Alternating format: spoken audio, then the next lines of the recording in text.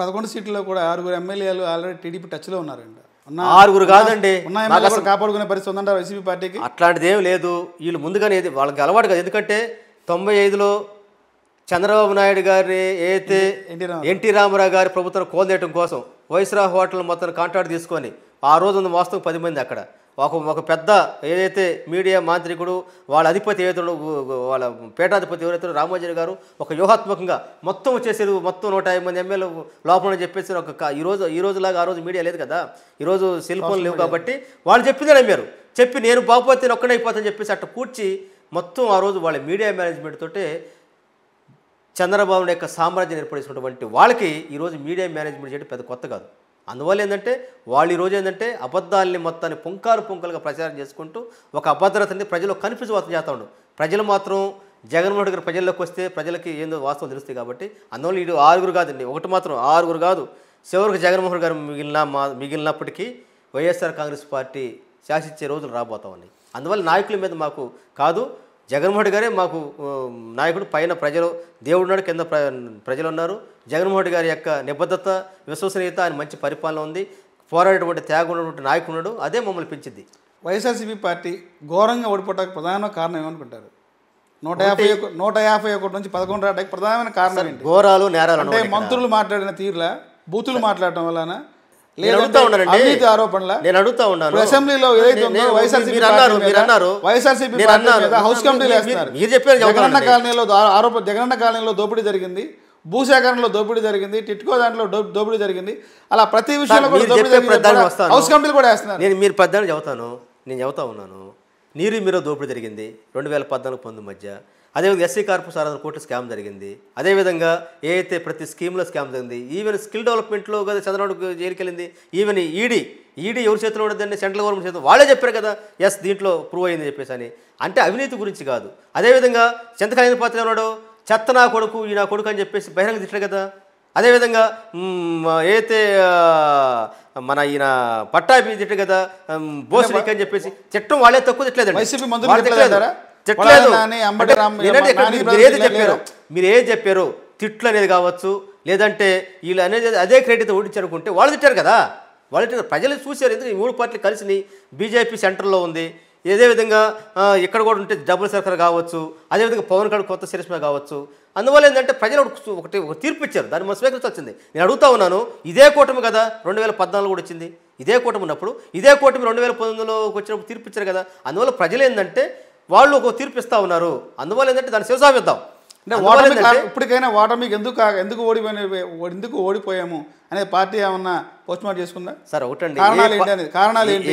DBT ద్వారా ఇన్ని లక్షల కోట్లు పంపిణీ చేసాము, ఇన్ని పథకాలు ఇచ్చాము, ఎందుకు ఓడిపోయాము అనేది ఇప్పటికైనా ఏమన్నా క్లారిటీ వచ్చింది? మాత్రం ఓటమికి లేదు. ఖచ్చితంగా ఎలక్షన్ తర్వాత, ఓటమి తర్వాత కావచ్చు, ప్రతి పార్టీ రివ్యూ చేసుకుంటా ఉండదు. అందులో మా గుర్తు ఉంటుంది. అందువల్ల ఏంటంటే మేము ఒకటి మాత్రం స్పష్టంగా చెబుతున్నాం, ఇన్ని అబద్ధాలు చెప్పిన, ఇన్ని కూటమి కలిసిన 40% ఓటు బ్యాంక్ ఉందని మర్చిపోవద్దు.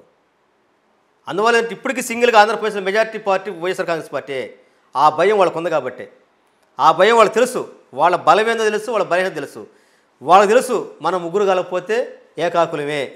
మన ముగ్గురితో పాటు పైన మోడీ గారు ఉన్నటువంటి మెకానిజం కావచ్చు, లేదంటే ఇంకేదో ఏదైతే ప్రజలు చెబుతారు ఈవీఎంలు కావచ్చు, ఏదో కలిసింది కాబట్టి మనం బలం తప్ప, ఇది వాపు తప్ప బలం కాదని వాళ్ళకి తెలుసు. కాబట్టి ఎస్ అతను మగోడు, జనం ఉన్నారు కాబట్టి వాళ్ళు. అందువల్ల ఏంటంటే అవకాశం ఉన్న మేరకు ప్రభుత్వం పరిపాలన చేసి, శాంతి భద్రత అమలు చేసి, సంక్షేమం పక్కన పెట్టేసి కాడికి జగన్ మీదే జగన్ జపం తప్ప, జగన్ మనుషులు తప్ప, జగన్ మనుషుల్ని దెబ్బతీయటం తప్ప తెలుసు. ఎందుకంటే శత్రువు అనేటువంటి మనం అనుకున్న శత్రువు కాదు, బలమైన మనిషి అనేటువంటి భయం వాళ్ళకుంది కాబట్టి ఈరోజు ఒక అక్షపుత్రాయకం చేస్తాం తప్ప 11 సీట్లు పక్కన పెట్టండి, మేము ప్రజల్లో బలంగా ఉన్నాం. అందుకే అధికారం కోల్పోయిన దగ్గర నుంచి ప్రతిసారి కూడా జగన్మోహన్ రెడ్డి బెంగళూరు వెళ్తున్నారు. ఎందుకు ఆంధ్రప్రదేశ్లో నివాసం ఉండట్లేదు? నేను అడుగుతా ఉన్నాను.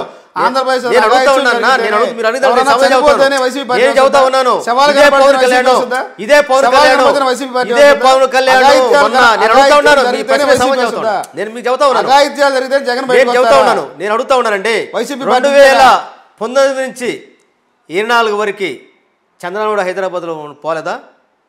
కరోనా వచ్చి ప్రపంచంలో తలకిందులు అవుతా ఉంటే ప్రజలకు సర్వీస్ చేసిన భావించి 3 అడుగులు సమాన దూరంగా ఉంటే 300 కిలోమీటర్లు దాక్కున్నాడు చంద్రబాబు నాయుడు గారు. వాస్తవం కదా. రెండోది ఇదే పవన్ కళ్యాణ్ గారు అధికారంలోకి రాకముందు 2 ముందు ఓన్లీ విజిటర్ గెస్ట్ లాగా షూటింగ్ లేని టైంలో ఆదివారం పూట మొత్తం చెప్పినట్టు దాఖలు లేవా? ఆయనకి ఇప్పుడు స్థిరనివాసం లేదు కదా ఆంధ్రప్రదేశ్లో, మొత్తం హైదరాబాదే కదా మొత్తం అతను నడిపేది. ఇప్పుడు మరి ఈరోజు గవర్నమెంట్ ఉంది, మరి చంద్రబాబు ఎందుకు వెళ్తున్నాడు? వీకెండ్ కొడుకు లోకేష్ గారు ఎందుకు హైదరాబాద్ వెళ్తున్నారు? అందువల్ల అంటే ప్రతి మనిషికి కొన్ని వ్యక్తిగత పరిస్థితులు ఉన్న క్రమంలో మా మా మా ప్రతినిధి మా నాయకుడు జగన్మోహన్ రెడ్డి గారు బెంగళూరుకి ఎందుకు వ్యక్తిగతమైనటువంటి ఒక ప్రజలు అవకాశం ఇచ్చారు, ప్రజలు తీర్పు ఇచ్చారు. ఒక పక్క పార్టీ సర్వ్ చేసుకుంటూ ఇప్పటివరకు 5 సంవత్సరాల్లో ఏదైతే వ్యాపారాలు మొత్తం మనం దాని మీద దృష్టి పెట్టాలి కూడా చేసుకుంటూ ఒకటి మాత్రం గుర్తుపెడతాం, బెంగళూరులో ఉన్నా, హైదరాబాద్లో ఉన్నా, ఆంధ్రప్రదేశ్లో ఉన్నా ప్రజాక్షేత్రం నుంచి మాత్రం జగన్మోహన్ పారిపోడు. గుర్తుపెట్టుకోండి, ప్రజాక్షేత్రం నుంచి పారిపోడు, ప్రజల కోసం ఎంతో పోరాటం చేస్తూ ఉంటారు. రాజకీయాల్లోకి ఎలా వచ్చారు మీరు? అసలు మీ కుటుంబ నేపథ్యం ఏంటి? నేనండి, మాది ప్రకాశం జిల్లా నాగల్పూడి మండలం ఈదుమూడి గ్రామం. ఒక సామాన్య నిరుపేద కుటుంబం నాది. మాదిగ సమాజవర్గంలో ఒక నిరుపేద కుటుంబం వచ్చిన నాకు ఎలాంటి రాజకీయ నేపథ్యం లేదు, ఎలాంటి ఆస్తిపాస్తులు లేదు. ఇప్పుడు కూడా కేవలం నేను ఈ స్థాయి దాకా వచ్చానంటే నా కష్టము, నా నిబద్ధత, నాకున్న నైతిక విలువలు, అదేవిధంగా నేనైతే నన్ను విశ్వసించి నాకు అవకాశించినటువంటి నా అధినాయకుడి యొక్క అనుగుణంగా నడుచుకుంటూ వెళ్ళేటువంటి దాంతో ఇప్పటివరకు ఆర్థిక కష్టాలు, ఆరోగ్య సమస్యలను వెంటాడుతున్నప్పుడు కూడా నేనైతే నన్ను విశ్వసించి, నన్ను గుర్తించి నాకు అవకాశించినటువంటి అధినాయకుడికి ఆ యొక్క విశ్వసనీయత కట్టుబడి పనిచేసే విధంగా నా హార్డ్ వర్క్, నా కఠోర శ్రమ, అదేవిధంగా రాజకీయాల్లో ఏదైతే మనకు నమ్మినటువంటి నాయకుడికి అనుగుణంగా నడుచుకుంటూ ప్రజల పక్ష రాజీ పడకుండా ఇక్కడ తేగడుంది. అందులో తప్ప నాకు ఎలాంటి రాజకీయ నేపథ్యం కావచ్చు, ఆర్థిక నేపథ్యం కావచ్చు, పెద్ద ఉన్నత చదివినటువంటి కుటుంబం కూడా కాదు మాది. అందువల్ల ఈరోజు దాకా వచ్చానంటే నా యొక్క కుటుంబ నేపథ్యం ఏంటి? మీ సంతానం ఎంతమంది? మీ నాన్నగారు? మొత్తం నాకు 2, ఒక అన్న, ఒక చెల్లి. మా నాన్న వాళ్ళంతా కూడా వ్యవసాయ కుటుంబం, కూలి చేసుకునే కుటుంబం. ఒకటి ఏంటంటే నాకు తల్లిదండ్రులు ఇచ్చినటువంటి ఆస్తి పోగొట్టకూడదు. మా తండ్రి గారు అయితే రాజకీయాల్లో మా గ్రామంలో గ్రామ స్థాయిలో ఒక లీడర్గా ఉన్నటువంటి ఆయన పేరు చెడ్డ పేరు తేగకూడదు. దానికి పెంచలేని దాంతో ఎక్కడున్నా సరే, ఏ పార్టీలో ఏ ఉద్యమం ఎక్కడున్నా సరే ఒకటి మాత్రం నాకు అలవాటు ఏంటంటే నిబద్ధత పనిచేయటం. నిబద్ధత, మోరల్ వాల్యూస్, టైం పంక్చువాలిటీ, అదేవిధంగా ఆర్థిక క్రమశిక్షణ, అదేవిధంగా నన్ను కొన్ని సమస్యలు వెంటాడినప్పుడు అది నా మనసులో దాచుకొని నేను మాత్రం ఎక్కడ కూడా రాజీ పడకుండా ముందుకెళ్ళటం వరకే ఈరోజు నాకు ఈ స్థాయికి వచ్చింది. ఎక్కడున్నా సరే ఎంఆర్ఎస్ ఉద్యమంలో కావచ్చు, అంతకుముందు కత్తిపద్మరావు గారు శిష్యరేఖలో కావచ్చు, ఆ తర్వాత ప్రజారాజ్య పార్టీ కావచ్చు, ఈరోజు జగన్మోహన్ రెడ్డి గారు కావచ్చు, ఎక్కడున్నా సరే నిబద్ధతతో పనిచేసేవారు. మీరు ఆ ఉద్యమం నుంచి రాజకీయాల్లోకి ఎలా వచ్చారు? నాకు ఏదైతే 2008లో సామాజిక న్యాయం చెప్పేసి చిరంజీవి గారు పార్టీ పెట్టినాక, ప్రజారాజ్య పార్టీ పెట్టినాక ఈ రాష్ట్రంలో doctor BR Ambedkar, Jyotirao Phule, mother Teresa ఆశయాలకు అనుగుణంగా సామాజిక న్యాయం కోసం ఒక నూతన పార్టీ వచ్చినాక, నూతన బాధ్యత వచ్చినాక మనం కూడా సామాజిక న్యాయం కోసం ఉద్యమం పనిచేస్తున్నటువంటి నేపథ్యంలో నుంచి ఈ ఉద్యమాల్లో నుంచి అది పొలిటికలైజేషన్ అయ్యే క్రమంలో సామాజిక న్యాయం కోరుకున్నటువంటి పార్టీకి మన దగ్గర అని చెప్పేసి ఎలాంటి కండిషన్ లేకుండా చిరంజీవి గారి సమక్షంలో చేరడం జరిగింది. అదేవిధంగా వారు కూడా నన్ను నా యొక్క పని విధానం, అదేవిధంగా నా పూర్వపు బ్యాక్గ్రౌండ్ మొత్తం చూసుకున్నాక ఇలాంటి నిబద్ధత కాదు చెప్పిన అడగకుండానే సీట్ ఇచ్చి నన్ను చాలా ఒక ఆత్మీయులాగా దగ్గరగా చూసి సంతోలపడ ప్రకాశం నా ఫస్ట్ అదే 2009లో డీలిమిటేషన్ ఎస్సీ అయింది.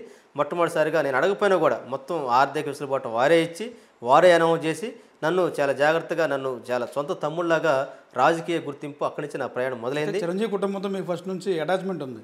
ఖచ్చితంగా. వాస్తవంగా రాజకీయాలకు మొదట ఏంటంటే చిరంజీవి గారి వల్లే.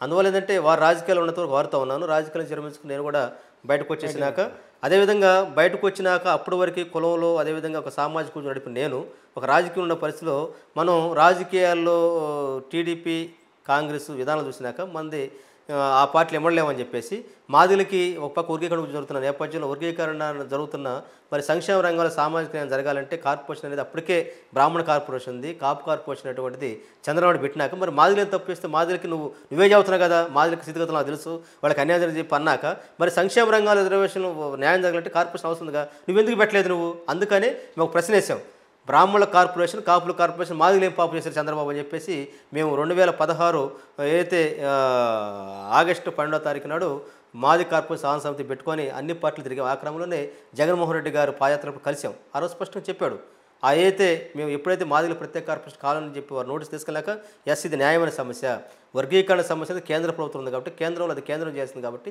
నేను అధికారంలోకి వస్తే రాష్ట్ర స్థాయిలో మాదిగలకు కార్పొరేషన్ చేస్తాను. అదే క్రమంలో మాదిగలకి అన్యాయం జరుగుతున్న మాట వాస్తవం. అదే క్రమంలో మాదిలకి నా పరిధిలో సంక్షేమ కార్యక్రమాలు కావచ్చు, రాజకీయ ప్రాధాన్యత కావచ్చు ఖచ్చితంగా ఇస్తానని చెప్పేసి అదే మాట నిబద్ధత నిలబడినాడు కాబట్టి అధికారంలోకి వచ్చిన మాదిగ కార్పొరేషన్ పెట్టాడు.